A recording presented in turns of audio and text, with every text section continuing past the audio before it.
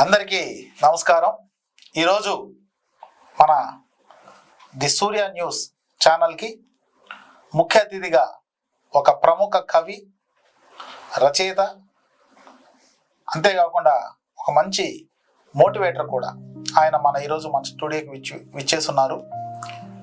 ఆయన యొక్క జీవితం, అదేవిధంగా ఆయన రాసిన రచనలు, ఆయన నడిచిన విధానం ఈరోజు సమాజానికి చాలా ఇన్స్పిరేషను.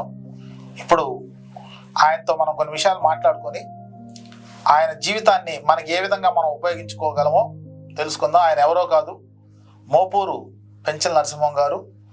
ఒక రచయితగా, కవిగా ఆయన బాల సాహిత్యం దగ్గర నుంచి మొదలుకొని ఆధునిక సాహిత్యం వరకు, అలాగే చిన్నపిల్లల కథల దగ్గర నుంచి తీసుకొని పెద్దవారికి వాళ్ళ జీవితాల్లో మార్పు వచ్చేందుకు రాసిన కథలే కాకుండా నవలలు కూడా రాయడం జరిగింది. ఇంత పెద్ద తెలుగు సాహిత్యంలో ఆయన మనకి చేస్తున్న సేవ మామూలు సేవ కాదు. కానీ ఆయనకి ఒక లోపం ఉన్నా సమాజంలో ఆ లోపం ఆయన నాకుందేని ఆయన ఫీల్ కారు, సమాజంలో ఆయనతో తిరిగే వాళ్ళు కూడా ఫీల్ కారు. అలాంటి గొప్ప కవి ఈరోజు మనందరూ కూడా ఇన్స్పిరేషను. ఆయనతో ఇప్పుడు మనం మాట్లాడదాం. నమస్కారం మోపూరు పెంచల. నమస్తే సార్. ఈరోజు మీరు మా స్టూడియోకి రావడం మా అదృష్టంగా భావిస్తున్నాము. ఇప్పుడు మొదలు పెట్టబోయే ముందు అసలు మీ బాల్యం ఎక్కడ జరిగింది, మీ తల్లిదండ్రులు ఎవరు, వాటి గురించి ఒక 4 మాటలు చెప్తే తర్వాత మనం మిగిలిన విషయాల్లోకి వెళ్దాం. ది సూర్య న్యూస్ ప్రేక్షక మహాశయులకు నా నమస్కారాలు. నా పేరు మోపూరు పెంచల నరసింహం, మాది నెల్లూరే. మా నాన్నగారు మోపూరు పెంచలాంటి గారు, అమ్మగారు మోపూరు పెంచలక్ష్మి గారు. నాకు 2 తమ్ముళ్ళు, శ్రీనివాసులు, రామశేషు. బాల్యంలో విద్యాభ్యాసం గవర్నమెంట్ మోడల్ హై స్కూల్లో 10th క్లాస్ వరకు చదివాను. విఆర్సీలో ఇంటర్మీడియట్, సర్వోదయలో బిఏ వరకు చదివాను. బిఏ ఫైనల్ ఇయర్ అప్పుడు నా కళ్ళకు ఆపరేషన్ జరిగి క్రమంగా చూపు తగ్గిన సందర్భంలో నేను డిప్రెషన్లో ఉన్నప్పుడు మా నాన్నగారు రైల్వే సూపరింటెండెంట్గా పనిచేసేవారు. ఆయన ఇచ్చిన ఇన్స్పిరేషన్తో రచనా వ్యాసంగం వైపు అడుగుపెట్టాను. ఆయన అన్నాడు, సృష్టిలో ఏది వ్యర్థంగా సృష్టించబడదు, ప్రతిదానికి ఏదో ఒక ప్రయోజనం ఉంటుంది, నీకు కూడా ఏదో ఒక ప్రయోజనం ఉంటుంది, నీకు తెలియకుండానే అంతర్గత శక్తి నీలో ఏదో ఉంటుంది అని రకరకాల సాహిత్య పుస్తకాలు, మహనీయుల చరిత్రలు నాకు చదివి వినిపించి ఇన్స్పిరేషన్ ఇచ్చారు. తర్వాత ఆకాశవాణి విజయవాడ కేంద్రం అదే సమయంలో యువాని వాళ్ళు ధ్వని ప్రతిధ్వని అనే శీర్షికలో వాళ్ళు ఒక టాపిక్ ఇవ్వడం, దానికి కవిత రాయమని జరిగింది. నేను చెప్తుంటే మా నాన్నగారు కవిత రాసేవాళ్ళు, ఆకాశవాణి పంపించేవాళ్ళం. అలా కొన్ని వందల కవితలు ప్రసారమయ్యి నాకు కొంచెం ఆత్మస్థైర్యం కలగడం ప్రారంభించాను సార్. ఇది ప్రారంభం. సో మీరు చిన్నప్పుడు మీకు కళ్ళు ఉన్నాయి, అందరితో పాటు ఆడుకునేవాళ్ళు, తిరిగేవాళ్ళు. ఇంటర్మీడియట్ కూడా బాగానే ఉన్నది. నా డిగ్రీ చదివేటప్పుడు సార్ మీకు కంటి చూపు పోయిన తర్వాత డిప్రెషన్ లోకి వెళ్ళిపోయింది. అవును. అంటే ఇంకా నా జీవితం ఏంటి, అవును, కళ్ళు నయనం ప్రధానం అంటారు కదా, అలాంటి నయనమే లేకపోతే ఇంకా నా బతుకెందుకు అని మీరు అనుకున్నప్పుడు మీలో మీ తండ్రి గారు ఒక ఆశని కలగజేసి సాహిత్యం వైపు మరలించారు. నా డౌట్ ఏంటంటే, మీరు కళ్ళు పోయిన తర్వాత సాహిత్యం రాశారు అంటున్నారు. బాల్యంలో మీకు ఏదైనా కథలు వినడం కానీ, చదవడం కానీ, రాయడం కానీ ఏమైనా ఉందా? నాకు చిన్నప్పటి నుంచి కూడా మా నాన్నతో లైబ్రరీకి వెళ్ళేవాడిని. గుప్తా పార్కులో లైబ్రరీకి వెళ్ళి ఆయన న్యూస్ పేపర్లు చదువుతుంటే నేను బాలమిత్ర, చందమామ కథలు చిన్నప్పటి నుంచి అక్షరాలు చదువుకున్నప్పటి నుంచి అవి అలవాటు. ఒక క్రియేటివిటీ, ఒక సృజనాత్మకత ఉంది. విఆర్సీలో కూడా నేను మ్యాగజైన్కి మొదటి పోయం రాయడం జరిగింది. కాలేజీ మ్యాగజైన్ ప్రింట్ అయింది. ఏకదినగా సుల్తాన్ అనే జంజాల నాటకాన్ని డైరెక్ట్ చేయడం జరిగింది. అప్పట్లో నాకు జిల్లా జడ్జి గారు ప్రైజ్ ఇవ్వడం కూడా జరిగింది సార్. క్రియేటివిటీ మైండ్లో ఉంది. ఈ డిప్రెషన్ పీరియడ్లో 4 గోళ్ల మధ్య ఉన్నప్పుడు, బయట తిరగలేని పరిస్థితి ఉన్నప్పుడు ఏదో ఒకటి చేయగలగాలి అన్నప్పుడు ఆ క్రియేటివిటీని మేల్కొల్పడం జరిగింది.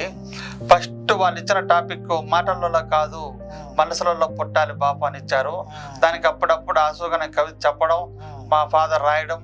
అప్పుడు మేము ఒంగోలులో ఉండేవాళ్ళం. ఎంపీ నరసింహ ఒంగోలు రేడియోలో నా పేరు చదివాక నాకు కొంచెం ఆనందం కలిగి అలాగ ప్రతి వారం రాయడం, వాళ్ళు చదవడం, మొట్టమొదట ప్రక్రియ అలా జరిగింది. తర్వాత మా బ్రదర్ రామశేషుడిని మా ఫాదరు రకరకాల పుస్తకాలు ఈయనకి చదివి వినిపించు, ఈయన ఏం చెప్తాడు అది రాసి పెట్టు అని చెప్పడం జరిగింది. అప్పుడు బాల సాహిత్యం బాలభారతిలో నేను చెప్తుంటే మా బ్రదర్ రాసేవాడు, అవి ప్రింట్ అవుతూ ఉండేవి. అలా కొంచెం డైవర్షన్ అయింది. తర్వాత నెల్లూరు వచ్చినప్పుడు ఇక్కడ కొందరు సాహిత్య మిత్రులు పరిచయం అవడం, వాళ్ళతో పాటు కవి సమ్మేళనానికి వెళ్ళడం, వారం వారం కవితాగానం అనే వార్తల్లో మద్దూరు శ్రీనివాసులు గారు ప్రచురిస్తుండేవాళ్ళు. ఆయన ఫోన్ చేసి నువ్వు రాసుకోలేదు కాబట్టి ఫోన్లో చెప్పని అప్పటికప్పుడు బాక్స్ కట్టి వార్తలు వేసేవాళ్ళు. అలా కొందరు మిత్రులు అదే పత్రికలో ప్రింట్ అవుతున్న మిత్రులు పరిచయం అవ్వడం, ఉండాల నరేంద్రబాబు, అవ్వారు శ్రీధరబాబు, ఇంద్రగంట మధుసూదనరావు గారు, సుభద్రాదేవి, గాయత్రి మేడం, తోట సులోచన మేడం, మనమే ఒక అసోసియేషన్ ఎందుకు ఏర్పాటు చేయకూడదని శంషుద్దీన్ గారు మిత్రులందరూ కలిసి 2009 మే 9లో పెన్నా రచనల సంఘం అనే ఒక సంఘం స్థాపించి 2009లో సార్.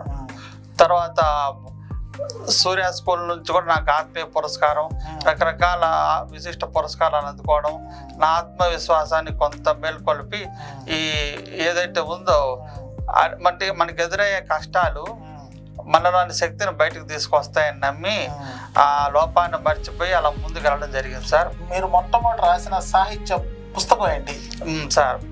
మొట్టమొదటి రేడియోలో వచ్చిన కవితలు అన్నింటినీ భావచిత్రాలు చిన్న బుక్ భావచిత్రాలు చిన్న బుక్. నెక్స్ట్ వచ్చేసి 2007లో అందులో ఆత్మవిశ్వాసాన్ని ప్రతిబింబించే విధంగా వెలుగు పువ్వులు అని ఒక లాంగ్ పోయం రాయడం జరిగింది, దీర్ఘ కవిత.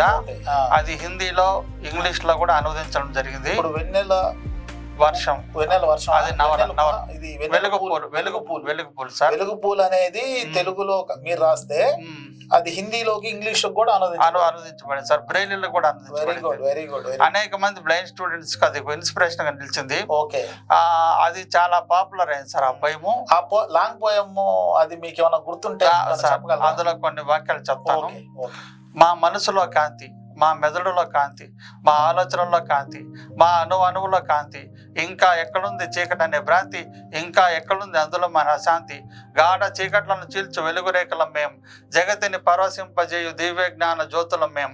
వద్దు మాకు మీ సానుభూతి ప్రవచనాలు, వద్దు మాకు మీ వ్యంగ్య చతురోక్త భాషణలు, సహృదయత మీకుంటే చిరునవ్వుతో పలకరించండి, స్నేహభావం మీకుంటే చేయూత ఇవ్వండి.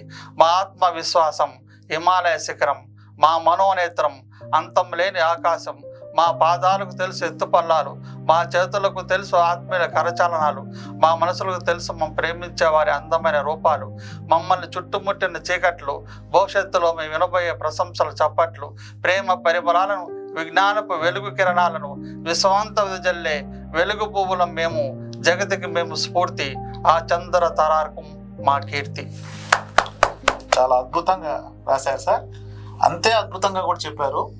నిజంగా అయితే ఈరోజు కళ్ళు లేవని, చేతులు లేవని వాళ్ళని చాలామంది చులకనగా కూడా చూస్తుంటారు సమాజంలో.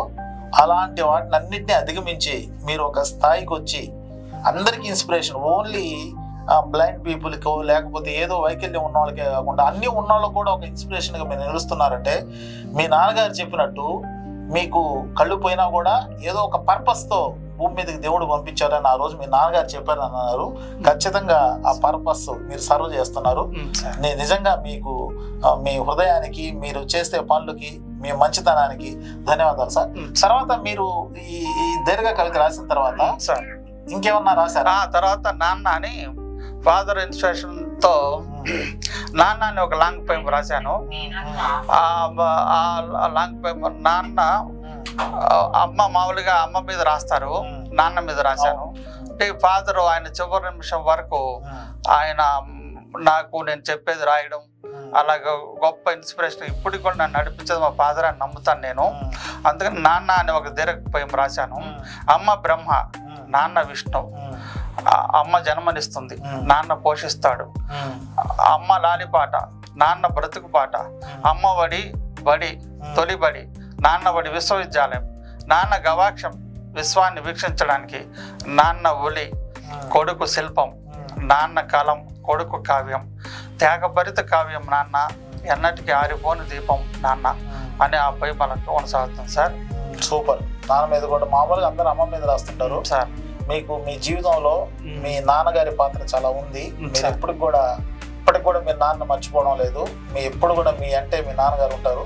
అయితే మీరు తర్వాత కొన్ని కథలు రాశారు, నవలలు కూడా రాశారు. చెప్తాను. మీరు రాసిన నవలలకు బహుమతులు కూడా వచ్చాయి. ఏంటి వాటి?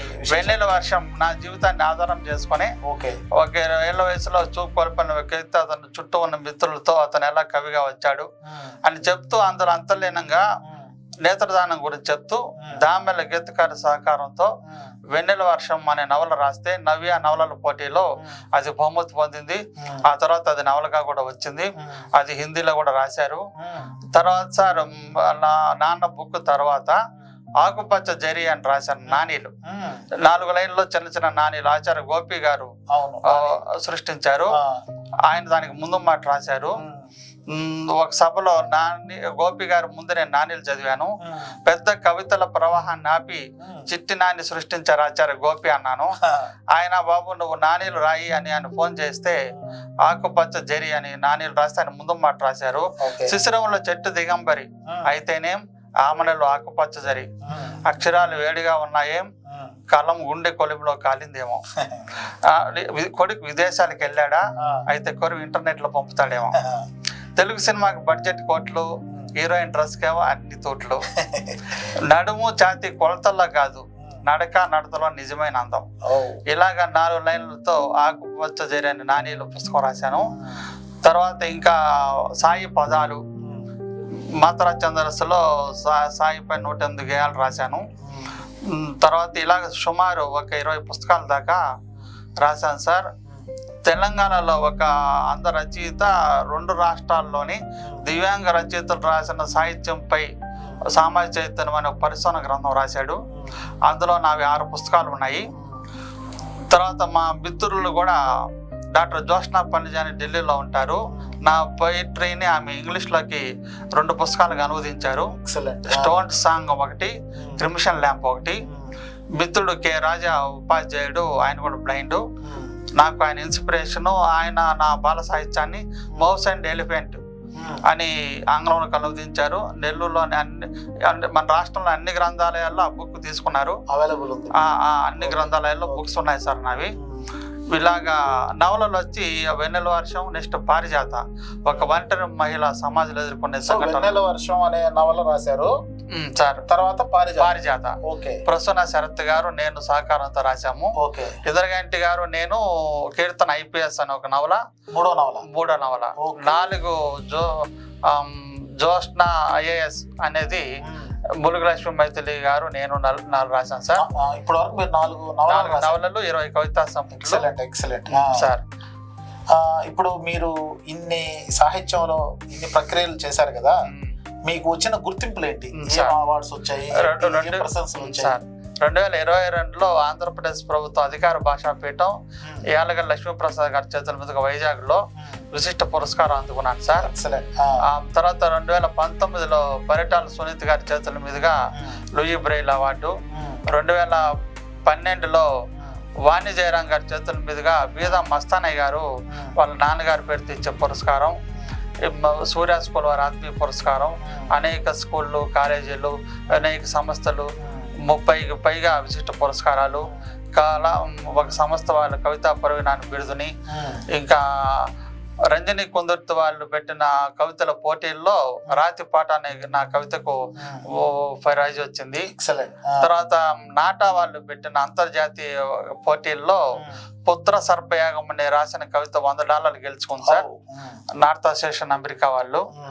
అది ఒక సజీవ సంఘటన ఆధారం చేసుకొని ఒక ఫాదర్ని వృద్ధుడైన నాన్నని కొడుకులు తరిమేస్తే ఆయన శ్మశానానికి వెళ్ళి స్వయంగా నిప్పంటించుకొని చనిపోయాడని న్యూస్ విని పుత్ర సర్పయాగం అని ఆ కవిత రాశాను. దాంట్లో కొన్ని లైన్లు చెప్తాను. చెప్పండి. ఖాళీ అయిన సీసాను చెత్త కుండీలో విసిరేసినట్లు వృద్ధాప్యానికి వీధిని వీలునామాగా రచించారు. తండ్రి మరణించకుండానే, నలుగురు మొయ్యకుండానే స్వయంగా కాటికి నడిచి వెళ్ళి చితంటించుకున్న వేళ ఏ జనమై జేడో తిరిగి వచ్చి పుత్ర సర్పయాగం చేస్తే కన్నవారి పట్ల దయలేని కాల సర్పాల లాంటి కొడుకులందరూ ఆ యాగంలో పడి చేస్తే ఎంత బాగుండునో కదా. శ్మశానంలో ఒక చెట్టు మీద వారిన తీతో పిట్ట మనసులో నిర్లిప్తంగా అనుకుని ఎటు ఎగిరిపోయింది. ఇవి చివరి లైన్ సార్. సూపర్ సూపర్, మంచి చెప్పారు. ఇంకేదైనా ఒక 2-3? అలాగే, ఎందుకంటే మన కవిత్వం అంటే సమాజ ప్రతిబింబాన్ని అక్షర దర్పణంలో చూపించడమే కవిత్వం సార్. ఆలోచనలకు అక్షరాల్లోకి తర్జుమా చేయడమే కవిత్వం. ఇలాగా పాత బస్తీలో పేద అమ్మాయిలకు జరిగే ఒకది చూసి ఒక పోయం రాశాను. అది మాలతి చంద్ర గారు దానికి అవార్డు ఇచ్చారు. ఆ పోయం మౌన సాక్షి. పాత బస్తీలో పేద కొమ్మలకు పూచిన ఆ అందాలను చూస్తే విదేశీ వృద్ధ మన్మధులకు నోరూరుతుంది. 70 ఏళ్ల పులి షాదీ ముసుగు వేసుకుని 17 ఏళ్ల మేకను బలి తీసుకుంటుంది. అరబ్ షేక్ 9 యవ్వనాన్ని చురుకొని తుర్రుమంటుంది. దీనారాలు లెక్క పెట్టుకుంటూ అమ్మానాలలో దీనంగా శూన్యంలోకి చూస్తూ అమ్మాయిలు కాలం కన్నీళ్లు కారుస్తూ మౌన సాక్షి. సూపర్. మంచి సమాజంలో జరుగుతున్న లోపాలను ఎత్తి చూపించడంలో మీ కవితలన్నీ కూడా అద్దం పడుతున్నాయి సార్. చాలా బాగా రాశారు. నిజంగా ఈరోజు రచయితలు కూడా వాళ్ళు తెలుసుకోవాలి, ఏదో కవిత రాసామన్నట్టు కాకుండా మనం రాసే కవిత ఈ సమాజానికి ఏమాత్రం ఉపయోగపడుతుంది, ఈ సమాజంలో ఒకరిద్దరిలోనైనా మార్పు తీసుకురావడానికి పనికొస్తే చాలు అన్న ధోరణిలో ఉండాలి. మోపూరు పెంచల నరసింహం గారిని ఆదర్శంగా తీసుకొని ఇంకా చాలా మంది కవులుగా తయారవ్వాలని మనస్ఫూర్తిగా కోరుకుంటున్నాను. అలాగే అంటాను సార్. కవిత్వం అంటే కాదు పదాల కూర్పు, కవిత్వం కోరాలి సమాజపు మార్పు. ఏదైనా చిన్న చిన్న వాక్యాల్లో చెప్తాను సార్. పెన్ గన్ అని ఒక శీర్షిక కూడా ఒక పత్రికలో నడిపాను. పెన్ గన్ కొన్ని సంవత్సరాల పాటు వచ్చింది. అప్పుడు సతీ సహగమనం, ఇప్పుడు సహజీవనం, ఏదైతేనే మొత్తానికి విలువలన్నీ దహనం. ఆది మానవుడికి గుడ్డలు లేవు, ఆధునిక మానవుడికి గుడ్డలు లేవు. అది అనాగరికత, ఇది నవనాగరికత. సార్ బాగున్నాయి. తమాషగా కూడా కొన్ని మీరు అంటే అన్ని నాకు తెలిసి అన్ని ప్రక్రియ పంచ కవిత్వం కూడా రాశాను సార్. శ్రీకృష్ణ లీలా తరంగనని భాగవతం బేస్ చేసుకున్న శ్రీకృష్ణుడు లీలలు, అది కూడా రాయడం జరిగింది. వెంకయ్య స్వామి మహిమలను కూడా ఆట వెళ్తలో రాయడం జరిగింది. అది సార్.